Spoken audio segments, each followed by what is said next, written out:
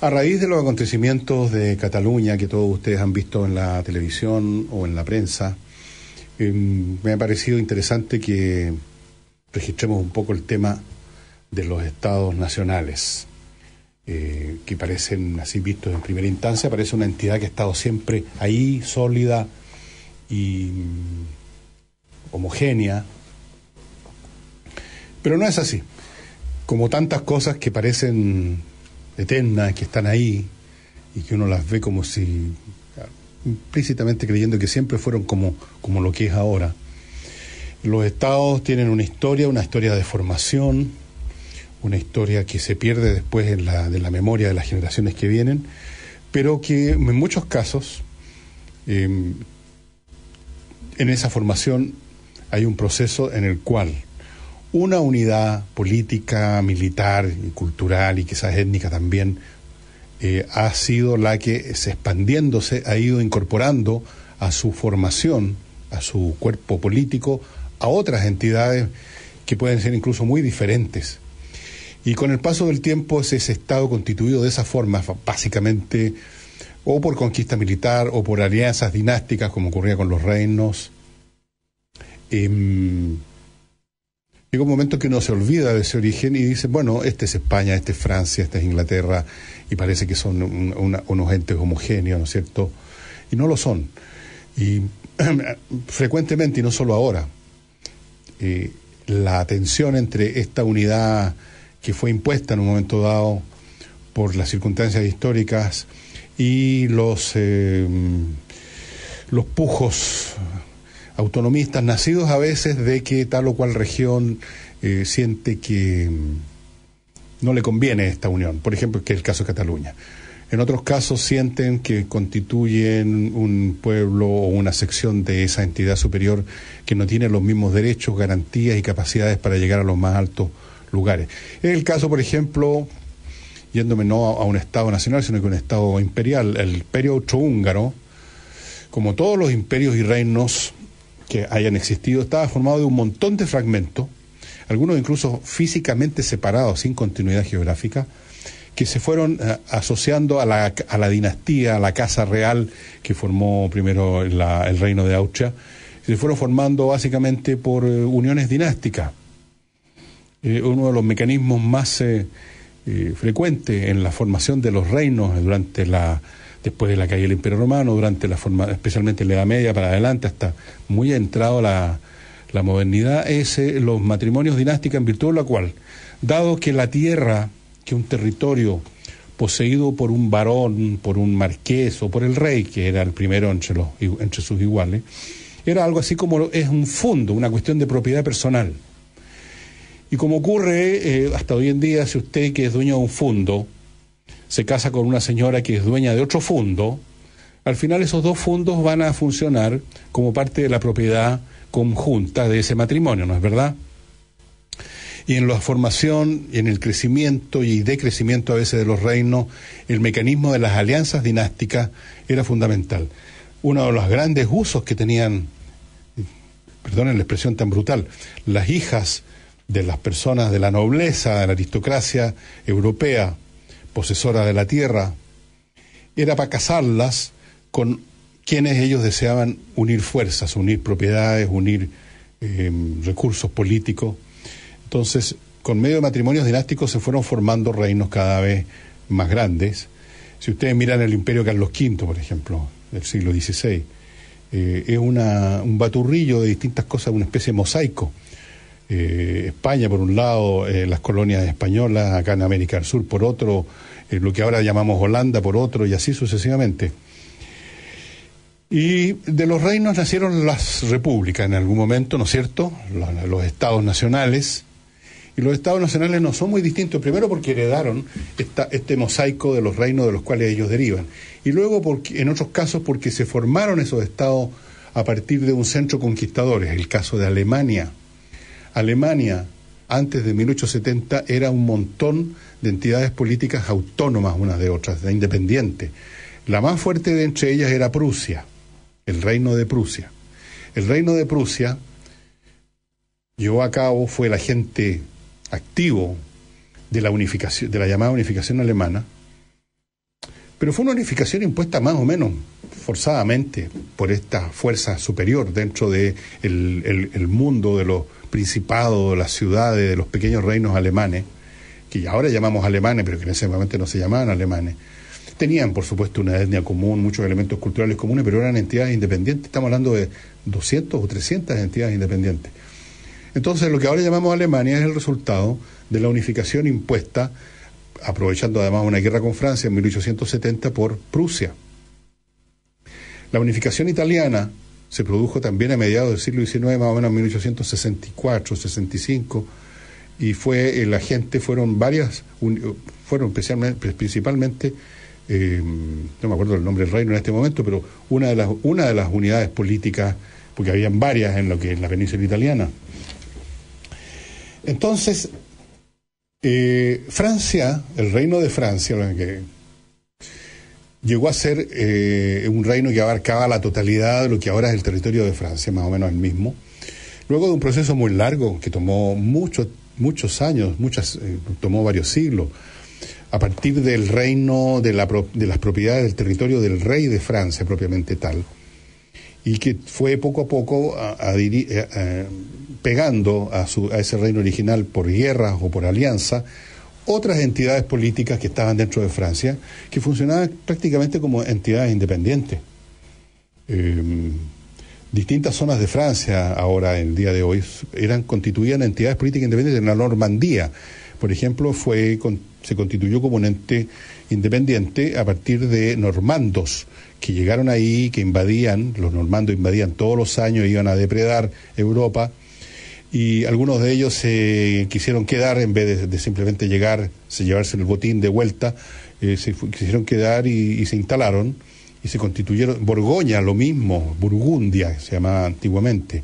El sur de Francia, ahí también habían entidades que funcionaban como entes independientes, que tenían, por supuesto, algún tipo de subordinación, más bien simbólica que otra cosa, con el rey, que estaba en la zona podríamos llamarlo, el territorio de París y sus alrededores.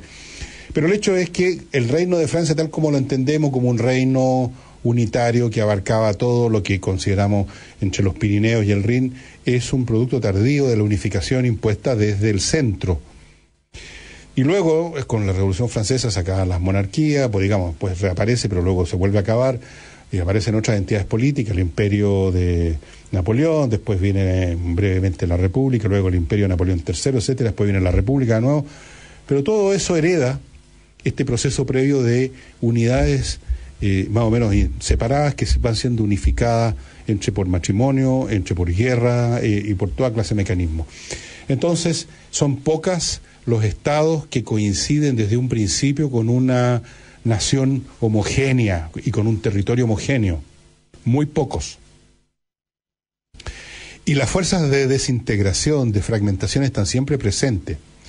Estados Unidos, por ejemplo, estimado amigo, que uno dice Estados Unidos es esta cosa unitaria. No es una cosa unitaria. Bueno, pero recordemos que es un estado federal. Los estados tienen un montón de autonomía, tienen sus propias cámaras legislativas.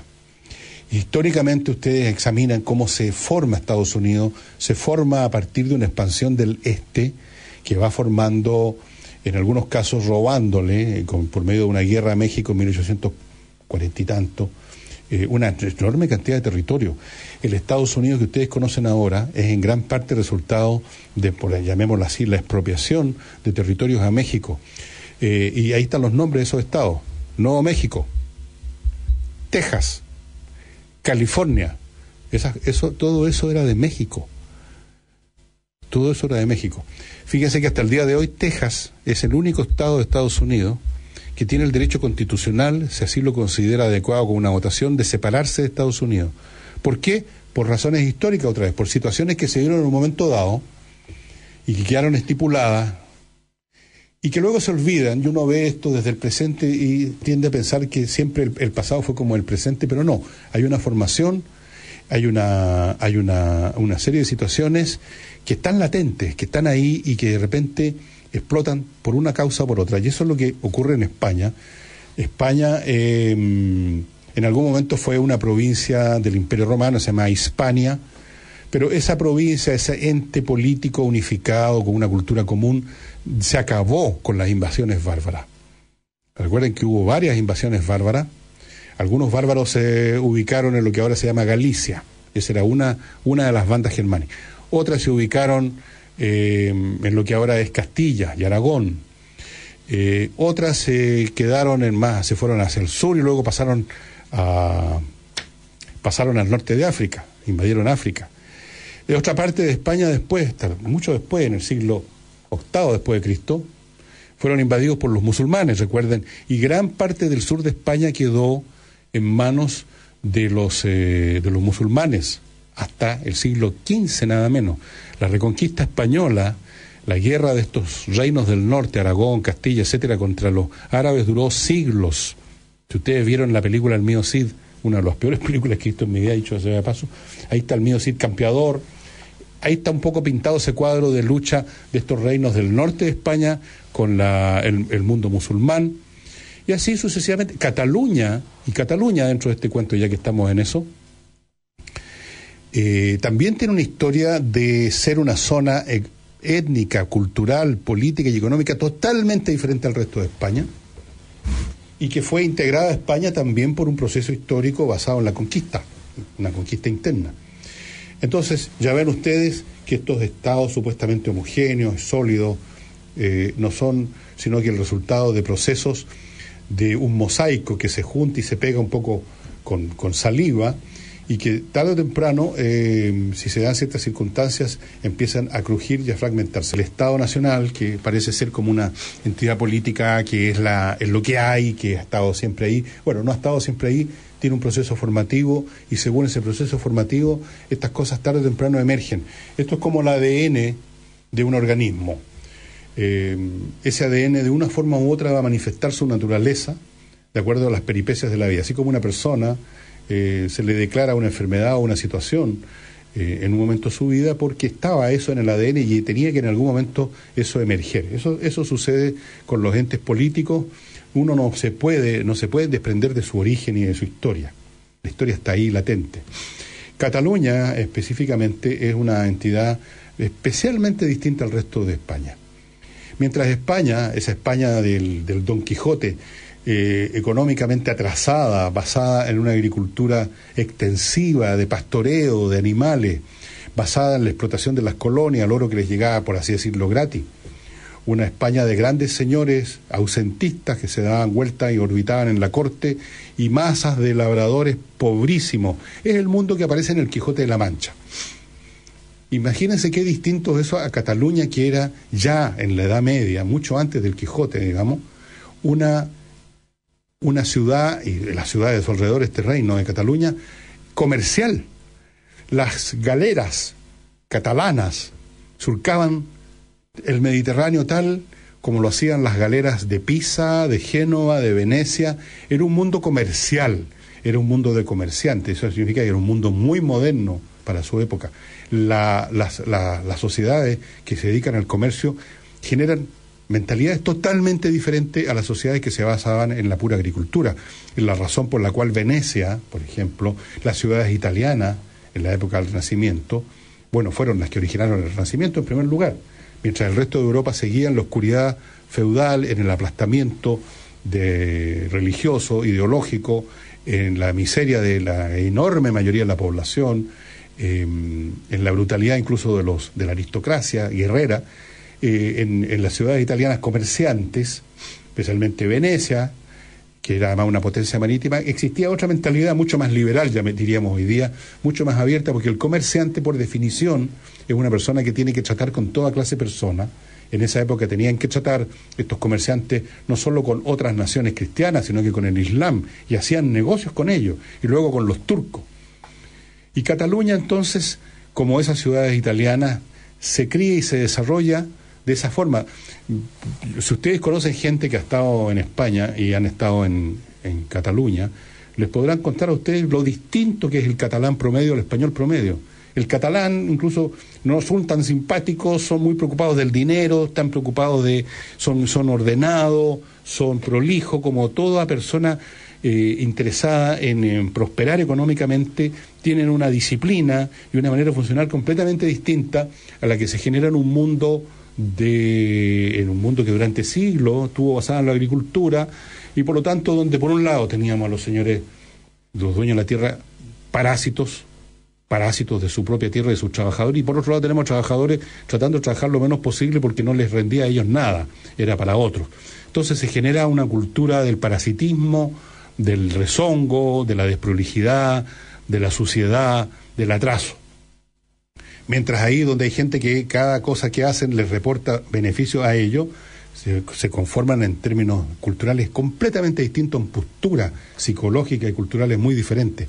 Entonces, obviamente que los catalanes se sienten muy distintos al resto de los españoles, en primer lugar. Segundo, sienten que son ellos el gran motor económico de España. No casi, más de la quinta parte del Producto Geográfico Bruto Español se produce en Cataluña.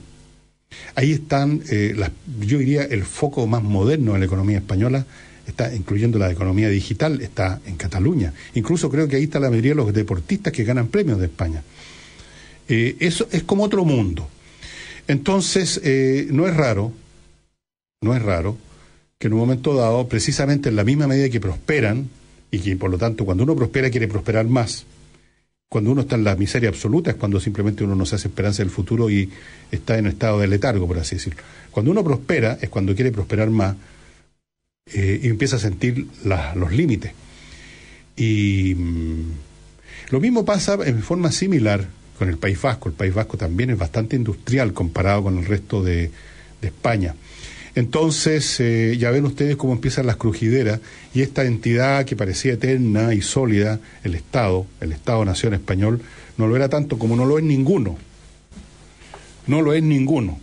Apenas emergen razones para que una sección de un Estado sienta que no les conviene, que están en malas condiciones, empiezan a emerger grupos que hablan de la independencia. Aquí tenemos el caso en Chile mismo, de este grupo de la CAM y otros que están hablando, no porque así lo diga todo el pueblo, supuestamente el pueblo araucano, el pueblo mapuche. El pueblo mapuche es una entidad que habría que investigar bien en qué consiste.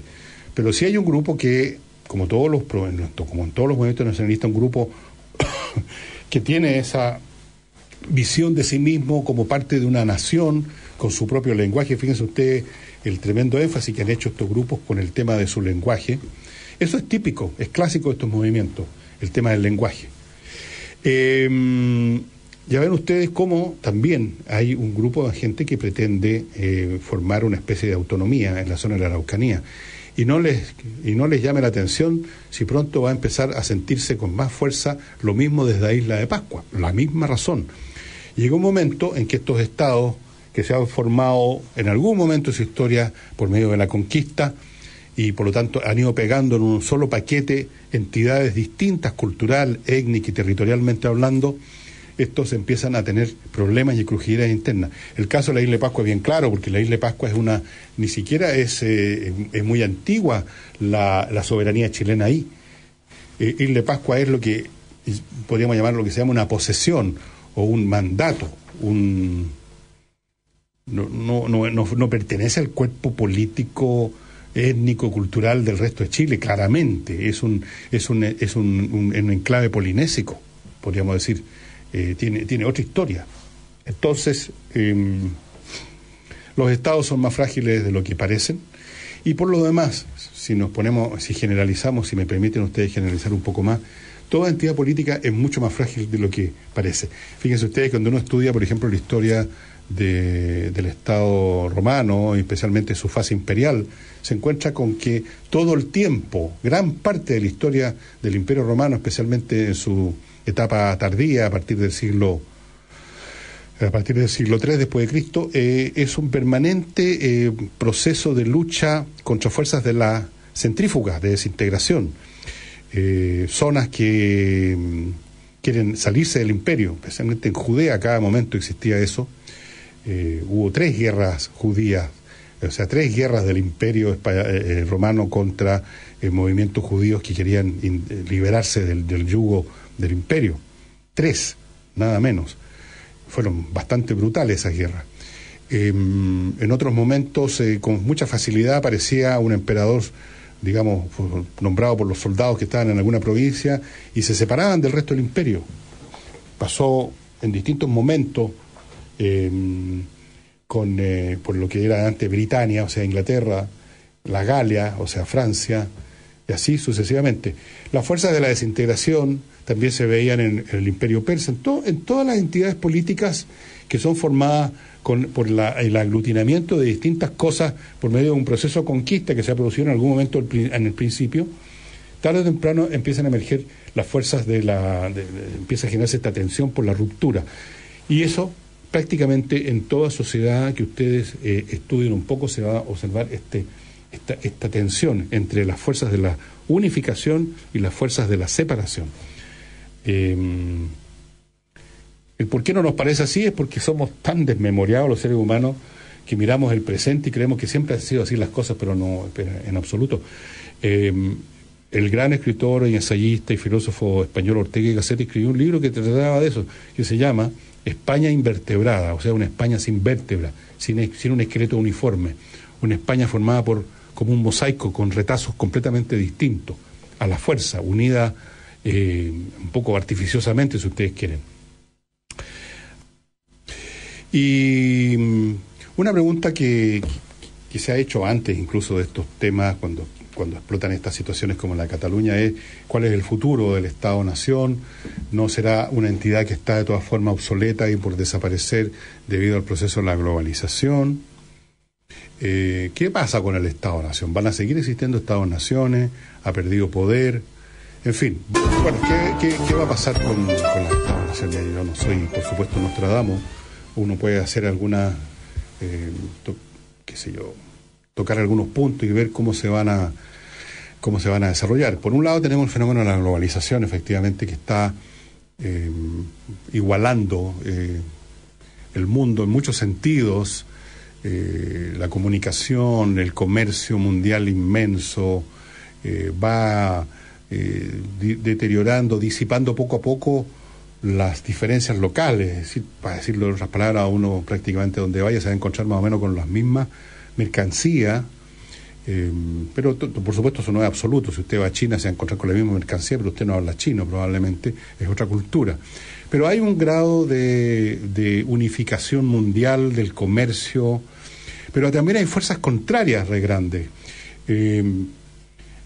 Casi como reacción a esta globalización, han resurgido con mucha fuerza los movimientos tribalistas. Yo llamo tribalista a todos estos movimientos que se miran el ombligo en términos de su propia tribu, su propia nación, de su propia etnia, y pretenden salvar esa identidad cultural de este proceso de homogeneización que implica la globalización. Y un caso pero muy fuerte es el del Brexit. Los ingleses que votaron por salirse de la Unión Europea, básicamente lo hicieron porque ellos sienten que la inmigración masiva de gente de otros países está destruyendo su modo de vida, o sea, su tribu. Eso es lo que dicen y eso es lo que sienten. Es la razón también del movimiento que llegó en el tercer lugar, de 0 a tercer lugar en la política alemana, de este movimiento de una alternativa para Alemania, que se llama Alternative für Deutschland. Es lo mismo, y lo dicen claramente, no podemos convivir con el Islam. El Islam no tiene nada que hacer en Alemania. Ellos no quieren que su país sea como otro país donde está la ciudad repleta de minaretes y de mezquitas y las calles repletas de gente de otro color, de otras costumbres, de otras cosas. En otras palabras, el multiculturalismo, que ha sido una moda hablar de él en un momento dado, parece que funciona solo cuando no hay tanto multiculturalismo, o sea, cuando hay unos pocos extranjeros de muestra que le permiten a uno sentirse muy multicultural, muy sofisticado, muy progresista. Pero cuando el asunto se hace masivo empiezan a cambiar las posturas. Entonces es una fuerza, yo no voy a valorarla, no voy a decir que es bueno o malo que exista esta tendencia tribal, no voy a valorarla ni para mal ni para bien, simplemente estoy señalando que existe. Y es una fuerza contraria en muchos sentidos la globalización, pero al mismo tiempo hay una contradicción ahí, porque estas comunidades que desean mantener su identidad dependen de esa globalización, porque la economía es mundial. No es posible regresar a una economía bucólica, pastoril, por así decirlo, o de artesano, dedicado simplemente a satisfacer las necesidades de los vecinos. Entonces, ustedes ven que hay fuerzas que se mueven no solo en direcciones contrarias, sino que además están conectadas unas con otras.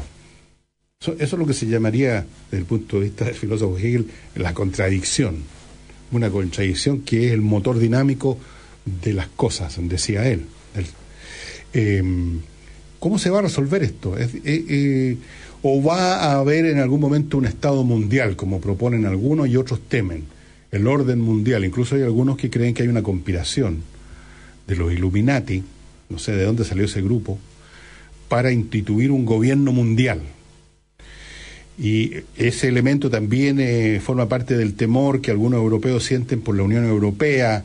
Se imaginan a sí mismos gobernados, dominados desde Bruselas por una burocracia europea transversal, que ya no hace caso de la diferencia entre Francia o Alemania o Italia o España, sino que impone normas. Bueno, de eso querían arrancar muchos ingleses, los ingleses menos conectados a esa economía global, dicho sea de paso. Ustedes ven el mapa de votación del Brexit en Inglaterra, se van a dar cuenta que masivamente votaron por la salida los sectores más retardatarios, digamos, de la economía británica, los sectores, las pequeñas ciudades vinculadas más a la agricultura y a la economía interna, y que votaron a favor de quedar en la Unión Europea. Londres, una ciudad internacional de principio a fin, que vive de eso. La gente, vota por su bolsillo, por sus intereses, por el modo de vida que tienen. Aquí no hay mucho raciocinio filosófico o político, es una cuestión de conveniencia. ¿Cómo entonces se van a conjugar estas distintas tendencias? La globalización económica, que es un hecho cada vez más masivo. Cuando uno mira documentales que ustedes pueden encontrar en abundancia en YouTube sobre el funcionamiento de grandes puertos del mundo, qué sé yo, Shanghái, Hannover en Alemania y otros puertos, qué sé yo, Singapur, realmente son unas monstruosidades. Uno dice, ¿cómo pueden manejar estos millones y millones de containers todo? Y que esos documentales están centrados no en hablar del comercio mundial, sino que están concentrados en ver cómo se gestiona ese movimiento impresionante de mercancía. Pero nos sirve para ver lo impresionante que es el movimiento de mercancía en el mundo. Es salvaje. El comercio mundial es inmenso. Miles de barcos transportan millones de containers de un lado para otro. Millones y millones y cientos de millones, miles de millones de personas ya están conectadas al mercado mundial. ¿Quién de ustedes no ha importado cosas de fuera ahora con una facilidad? Antes uno dependía, ¿se acuerdan ustedes? Los contrabandistas que llegaban con una maleta con puras chucherías traídas de Mendoza. Así me acuerdo yo que era cuando era cabro chico. Ahora usted entra a internet y compra. Yo he comprado, todos ustedes han comprado. He comprado libros en Amazon, he comprado libros en Inglaterra, he comprado computadoras en China. Y claro, por supuesto, las cosas no llegan instantáneamente, pero a lo más en un mes, cuando uno compra especialmente en Alibaba y esos sitios de chinos donde no cuesta nada el delivery, además la entrega, se demoran. Pero es ahí que usted puede comprar, si quiere, incluso cualquier cosa, a los precios más ridículos en China, o puede comprar en Estados Unidos, o puede comprar donde quiera, o puede comprar libros en España, o puede comprar ropa o zapatos, lo que sea. Entonces, ese comercio mundial, esa globalización, esa dependencia mutua, porque además de comprar uno puede vender fuera. Yo he escrito libros, como ustedes saben, y tengo libros míos en Amazon. Yo no tenía idea, ahí están. Alguien podría comprar mis libros en Amazon, alguien de otro país que yo no conozco. Entonces, eso es una fuerza muy poderosa, una fuerza económica enormemente poderosa. Pero el tema de las identidades culturales también es una fuerza poderosa. Somos seres muy tribales. A cada paso uno ve incluso en la cotidianidad el afán con que la gente se siente, como dicen, me siento orgulloso de ser de tal o cual ascendencia, lo cual es bastante ridículo en cierto sentido, pero es una fuerza real, hay que considerarla, la identidad local. Yo soy de tal equipo, yo soy de tal provincia, yo soy de tal país. Esas cosas son fuertes. ¿Para qué hablar de las colonias, que hacen todavía más hincapié en sus características propias?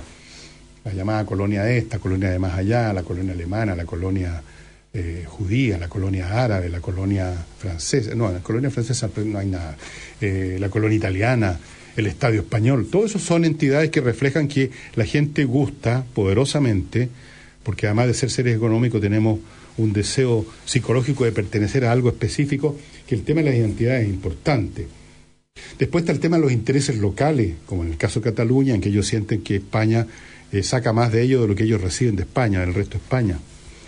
Entonces, son fuerzas muy complejas, es muy difícil saber cómo estas se van a sintetizar en algún tipo de acomodo que no va a ser ninguna de estas cosas aisladamente, no va a ser ni que impere masivamente la globalización y el orden mundial y desaparezca el concepto de Estados-naciones, ni va a ser el caso de que en todas partes localidades menores o mayores se independicen y se conformen en miles y miles de pequeñas entidades. Eso tampoco va a suceder. ¿Qué va a suceder entonces? ¿Cómo se va a resolver esta ecuación de tantas incógnitas? No tengo la más mínima idea, estimados amigos. Uno puede tener algunos aprontes, algunas visiones, pero yo no estoy simplemente para ponerme a fantasear aquí con ustedes. Estoy tratando de ser siempre lo más sólido posible en términos de no hablar más allá de lo que me parece realista en un momento dado. En este caso, no sé cómo se va a configurar la estructura política, económica y cultural, digamos, de unos 20, 30 o 50 años más adelante. Es imposible. Es completamente imposible. Porque además están entrando fuerzas que no habían entrado antes en la historia. Los precedentes históricos son útiles cuando más o menos hay cierta similitud en las condiciones, pero todo lo que viene por delante con el desarrollo tecnológico pasmoso que está viviendo la humanidad, y digo pasmoso en todo orden de cosas, nuevas tecnologías, nuevos materiales, cosas que no podemos ni soñar, para no mencionar lo que podría ocurrir el día de mañana si se revelara, si se hiciera pública y oficial el que somos visitados por inteligencias ajenas al planeta. En fin, pueden pasar muchas cosas. ¿Qué va a pasar cuando aparezca un artefacto que sea más inteligente que nosotros? Eso que llaman la singularidad. El día en que, como en esa película de ciencia ficción, en que un computador adquiere conciencia y es más inteligente que los seres humanos, ¿qué va a suceder? Hay tantas incógnitas de esas y vienen tantos cambios importantes en el escenario mundial. ¿Qué va a pasar si hay una guerra en gran escala y la globalización se va literalmente a la cresta en un rato porque se rompen las relaciones económicas? Es imposible prever. Sí está claro que el tipo de convivencia que hemos vivido desde la Segunda Guerra Mundial hasta más o menos los años 80-90, basado en estas dos superpotencias que estaban en estado de conflicto permanente, pero sin llegar a la guerra, basado en los Estados-naciones, en la superioridad de la economía norteamericana y europea. Bueno, todo eso cambió con la aparición de los chinos, con la aparición de los japoneses, con el derrumbe del mundo socialista. En fin, muchas cosas han entrado al caldo y es por lo tanto difícil saber en qué va a terminar esta mezcla. Yo creo que ya estamos terminando, estimados amigos. Hay un montón de libros que tratan estos temas. Y a propósito de libros, yo les hablé el viernes de este libro sobre sociología del comunismo. No me acordaba bien del autor, ahora ya lo tengo. Se llama Jules, en francés, Jules, se escribe Monnerot. Monnerot se escribe M-O-N-N-E-R-O-T. No he tenido tiempo ahora, iba a verlo, pero no alcancé a ver si ese libro existe disponible en alguna parte. Yo lo recomiendo mucho. Jules Monnerot. Y sería todo por hoy, estimados amigos.